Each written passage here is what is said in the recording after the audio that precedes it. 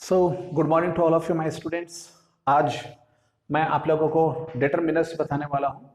Determiners में भी हम क्या करते हैं, बहुत सारे वर्ड का यूज करना सीखते हैं, जिसमें आपने सुना होगा some any, much many, little, a little, the little, few, a few, the few, इन सब का यूज करना सीखा जाता है।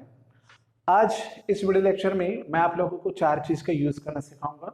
सम एनी और मच मैनी का यूज करना सिखाऊंगा। तो आइए स्टार्ट करते हैं। डिटरमिनर्स। डिटरमिनर्स डिटरमिनर्स का यूज करना सीखते हैं हम लोग। डिटरमिनर्स का हिंदी अर्थ होता है निर्धारक, अर्थात ऐसे शब्द जो किसी चीज की मात्रा को निर्धारित करते हैं वो क्या कहलाते हैं, निर्धारक, अर्थात डिटरमिनर्स कहलाते हैं। तो डिटरमिनर्स में कुछ चीजों के पेयर्स होते हैं, उन पेयर्स को हम समझते हैं। तो आज हम लोग देखेंगे, दो पेयर को देखेंगे, यानी चार चीजों को देखने वाले हैं। सबसे पहले आज हम देखने वाले हैं सम और एनी का यूज देखने वाले हैं। बहुत ही सिंपल है, देखिएगा सम और एनी का यूज। वैसे तो सम का हिंदी अर्थ होता है कुछ और एनी का हिंदी अर्थ होता है कोई, परंतु याद रखिएगा जब भी डिटरमिनर्स में सम और एनी का यूज करेंगे तो ऐसा कोई भी अर्थ नहीं निकालता वो कि कुछ निकले या कोई शब्द इसका अर्थ निकले। ये अपने आप में एक अलग अर्थ निकालेगा। वो क्या अर्थ निकालेगा, आइए समझते हैं हम लोग। तो सम और एनी का यूज डिटरमिनर के माध्यम से सीखने जा रहे हैं। पहला देखिएगा, सम का यूज करते हम लोग किसमें, साधारण वाक्य में करते हैं। साधारण वाक्य में, सिंपल सेंटेंस में इसका यूज करते हैं। सिंपल सेंटेंस में इसका यूज किया जाता है। और इसका जो यूज करते हैं, एनी का यूज करते हैं, वो यूज करते हैं हम लोग नकारात्मक वाक्य में इसका यूज करते हैं। अर्थात इसका यूज किया जाता है निगेटिव सेंटेंस में इसका यूज किया जाता है। तो याद रखेंगे, सम का यूज करते हैं हम लोग सिंपल सेंटेंस में यूज करते हैं और एनी का यूज करते हैं हम लोग नेगेटिव सेंटेंस में। आइए एग्जांपल लेते हैं इसका। ये फिल इन द ब्लैंक्स में अक्सर पूछा जाता है। जैसे यहां पर लिखा है I have dash books, you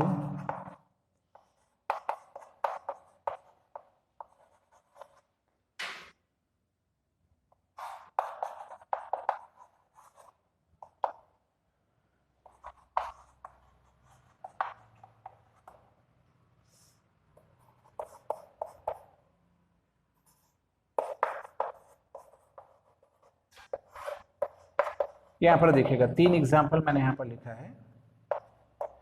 तो कैसे इसका यूज करेंगे देखिएगा, बहुत सिंपल है। बोलता है सम का उपयोग कहां पर करना है आपको, साधारण वाक्य में करना है। और एनी का यूज कहां पर करना है, नकारात्मक में। नकारात्मक कैसे पहचानते हैं, जिस सेंटेंस में नॉट लिखा है नकारात्मक रहता है, तो जहां पर आपने नॉट देखा वहां पर एनी का प्रयोग कर दो, कोई प्रॉब्लम नहीं है।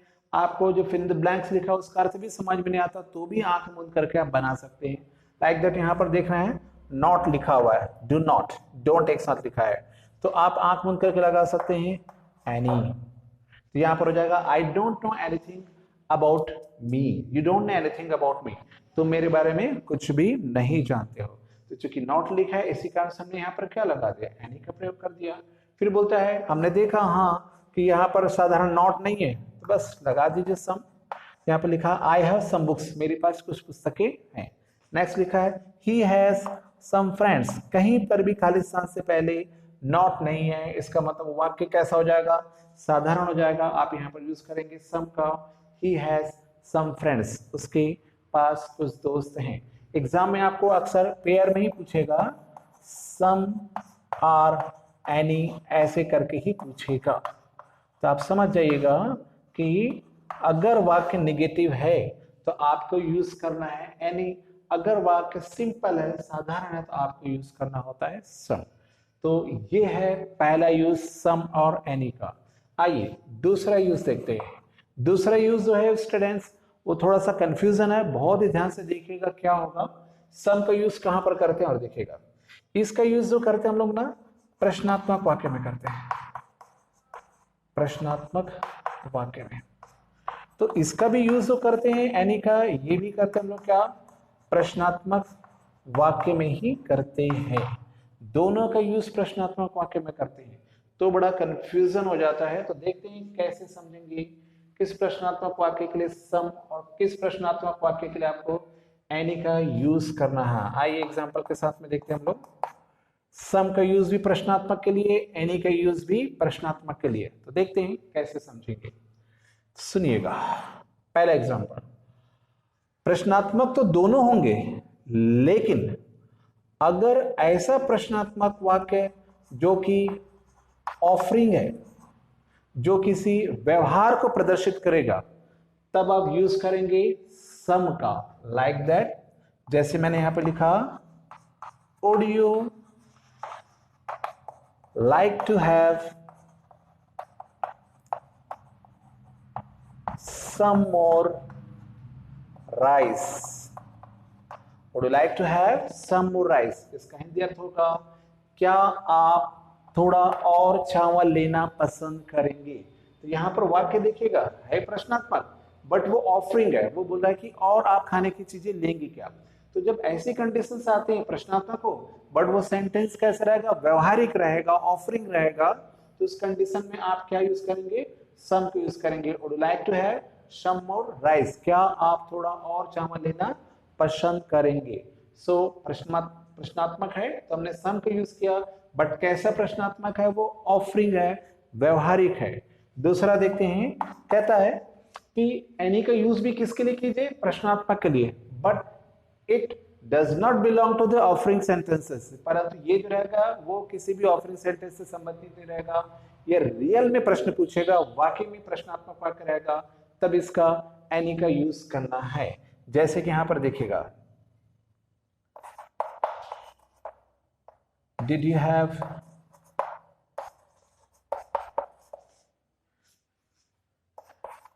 Do you have any book? क्या आपके पास कोई पुस्तक है? Do you have any book? क्या आपके पास कोई पुस्तक है? इसमें आपको पुस्तक ऑफर नहीं कर रहा है, वो आपको पूछ रहा है कि क्या आपके पास कोई पुस्तक है, do you have any book? तो ऐसी कंडीशंस में आपको यूज करना होता है एनी का। मैं फिर से बता दूं, अधिकांश अभी भी एग्जांपल लेने के बावजूद भी कई बार ऐसा होता है कि दिमाग कंफ्यूजन से भरा होता है, तो मैं बच्चों को हमेशा बताता हूं, अक्सर सम वाली चीजों में ऑफरिंग क्या होता है, अक्सर खाने पीने की चीजों को ऑफर किया जाता है, तो समझ जाइएगा कि सम का प्रयोग करना है। और अदर चीजों में जो रहेगा वो प्रश्नात्मक रहेगा, उसमें किसी भी किस प्रकार की खाने पीने की चीजें नहीं रहेंगी, और प्रश्नात्मक रहेगा, तो समझ जाइएगा कि एनी का यूज करना है। तो ये डिटरमिनर्स में पहला यूज था सम और एनी का। सम का यूज किया साधारण में और प्रश्नात्मक में, एनी का यूज किया नकारात्मक में, प्रश्नात्मक में। आइए देखते हैं दूसरा यूज। डिटरमिनर्स में दूसरा यूज आता है आपका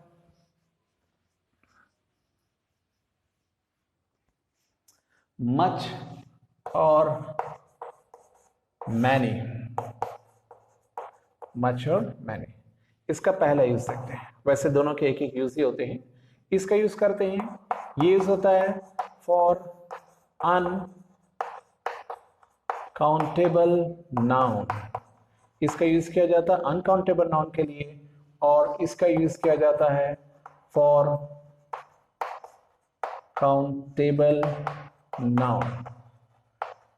अर्थात मच का यूज करते हैं अनकाउंटेबल, अर्थात ऐसी चीजें के लिए जिसको हम गिन नहीं सकते, और मैनी का यूज करते हैं ऐसी चीजों के लिए जिसको हम काउंट कर सकते हैं, गिन सकते हैं। यहां पर भी थोड़ा सा कंफ्यूजन होता है। देखिए, जब भी फिल इन द ब्लैंक्स में आया तो मान के चलिएगा वो इतना इजी नहीं होगा, कुछ तो है उसमें खासियत जिसके कारण से वो मात्र आपको खाली स्थान में दे रहा है, वो खासियत है, उसको समझिए। जब मैं बोल रहा हूं उसको ध्यान से सुनिएगा। मैनी का यूज करते काउंटेबल, यानी कि जिसको हम गिन सकते हैं, अर्थात जो गिनती में आता होगा। गिनती में मतलब 1 2 3 4 1 2 3 4 में आता होगा, दैट इज कॉल्ड काउंटेबल। जो गिनती में नहीं आता है वो क्या चीजें रहती है, अनकाउंटेबल चीजें रहती है। जैसे कि मैं आपको बता दूं, आप पानी पी रहे हैं, तो आप जब बोलेंगे कि आप ऐसा बोल सकते हैं कि हाँ मैंने 2 गिलास पानी पिया, 3 गिलास पानी पिया, ऐसा बोल सकते हैं, ये काउंटेबल है। बट मैंने 5 ठो पानी पिया, 10 ठो पानी पिया, आप ऐसा नहीं बोल सकते हैं, ठीक। तो वो अनकाउंटेबल में आ जाएगा, ठीक। जनरल जो चीजें रहती हैं, जो द्रव चीजें रहती हैं या जो गैस चीजें रहती हैं, वो किसके अंतर्गत आ जाता है? अनकाउंटेबल के अंतर्गत आ जाता है। चलिए एग्जाम्पल के थ्रू हम लोग समझने का प्रयास करते हैं मच का यूज कैसे करेंगे। यहां पर देखिएगा, I have much knowledge, I have much knowledge, मेरे पास बहुत सारा ज्ञान है। आप ज्ञान को ऐसा गिन नहीं सकते कि मेरे पास 5 ठो ज्ञान है, मेरे पास 3 ठो ज्ञान है, आप नहीं बोल सकते, क्योंकि आप वैसा बोल नहीं सकते व्यवहारिक रूप में। इसी कारण से क्या आ जाएगा? अनकाउंटेबल आ जाएगा। फलस्वरूप आंसर जो आएगा वो खाली स्थान में क्या आएगा? मच आएगा। जैसे कि और देखिएगा, ही हैज मैनी बुक्स, उसके पास बहुत सारी पुस्तकें हैं। अब पुस्तकों को आप गिन सकते हो, 5 पुस्तकें हैं, 10 पुस्तकें हैं, 50 पुस्तकें हैं, हाँ ये काउंटेबल है। इसी कारण से आप यहां पर क्या यूज करेंगे? बुक, चूंकि गिनती में आता है, काउंटेड होता है वो, इसी कारण से आप खाली स्थान में क्या लिखेंगे? मैनी का यूज करेंगे। और देखते हैं, I have seen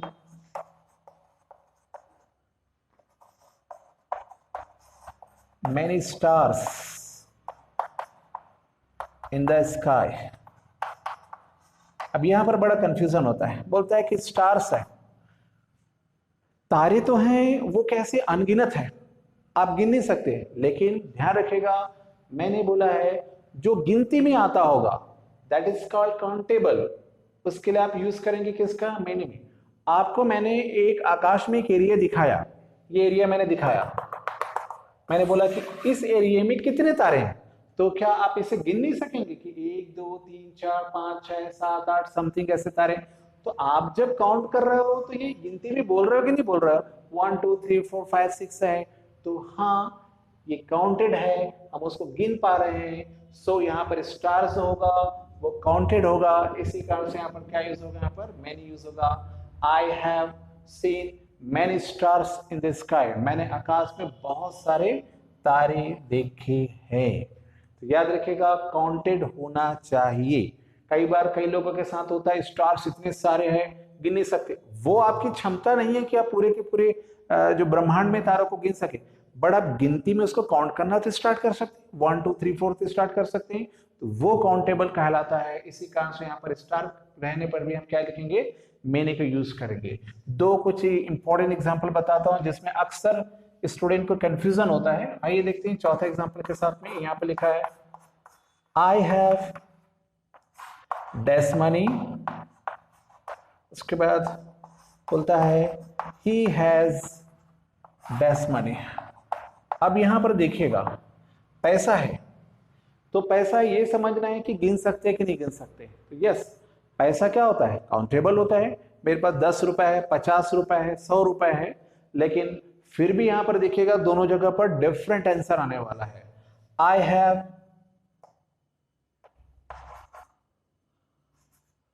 many money और यहां पर आएगा ही हैज मच मनी। दोनों जगह पर अलग अलग आया। फिर से देखिएगा, यहाँ पर दोनों खाली स्थान में आप क्या देख रहे हो? मनी है, पैसा है। पैसा कैसा होता है? काउंटेबल होता है, आप गिन सकते हैं। इसके बावजूद दोनों परिस्थितियों में दोनों को हम गिन सकते हैं। यहाँ पर पैसा तो एक ही है, गिन सकते हैं, फिर भी आंसर देखिए अलग अलग आया। एक जगह आंसर आया मैनी, एक जगह आया हुआ मच। ऐसी परिस्थितियों में थोड़ा समझना पड़ता है सेंटेंसेस को। देखिएगा क्या लिखा, आई हैव मैनी मनी, मेरे पास बहुत सारा पैसा है। ही हैज मच मनी, उसके पास बहुत सारा पैसा है। तो देखिएगा यहां पर मैंने लिखा हुआ है, मनी को क्या लिखा है? मैंने लिखा है। अनकाउंटेबल के सेंस में लिखा है। यहां पर मच लिखा है, किसके सेंस में लिखा है? काउंटेबल के सेंस में लिखा हुआ है। क्यों? देखिएगा, जब पैसा आपके पास होता है तो वो पैसा चूंकि आपके पास है तो आपको मालूम होगा मेरे पास 10 रुपए है, 50 रुपए, 1000 है, 50,000 है। तो चूंकि पैसा आपके पास है, इसी कारण से वो चीजें क्या हो जाएंगी? आपके लिए काउंटेबल हो जाएंगी। बट यहाँ पर ये जो पैसा है वो किसके पास है? वो आपके पास नहीं है, दूसरे के पास है। तो दूसरे के पास जो पैसा आपके लिए अननोन है, अज्ञात है, वो 50 रुपए भी हो सकता है, समथिंग 50,000 रुपए भी हो सकता है। तो जब पैसा दूसरे का होगा तो वो काउंटेबल होते भी चूंकि आप उसको नहीं जानते, करके क्या हो जाएगा? वो अनकाउंटेबल के सेंस में आ जाएगा, और जब वही पैसा आपके पास होगा तो आपके लिए काउंटेड है, आपको पता होता है, इसी कारण से वही चीज क्या हो जाएगा, काउंटेबल हो जाएगा। इसी कारण से पहले एग्जांपल का आंसर आएगा मैनी, और दूसरे का आंसर आ जाएगा मच। तो डिटरमिनर्स में यहाँ पर आज हम लोग देखा 4 चीजों का यूज देखा। आशा करता हूँ कि आपके अंदर जो भी कंफ्यूजन हुआ होगा या रहा होगा पहले से कभी डिटरमिनर्स में, वो दूर हो गया होगा। अगर आपको वीडियोस अच्छे लगते हैं तो प्लीज कमेंट बॉक्स पे कॉम्प्लीमेंट जरूर लिखिए। अगर कोई कमी लगती है तो भी आप कमेंट बॉक्स में मुझे बताइए कि सर ये कमी है या ये जानना चाहते हैं, ताकि मैं वीडियो अच्छे से अच्छा बना सकूं और स्टूडेंट को फायदा पहुंचा सकूं। Thank you very much.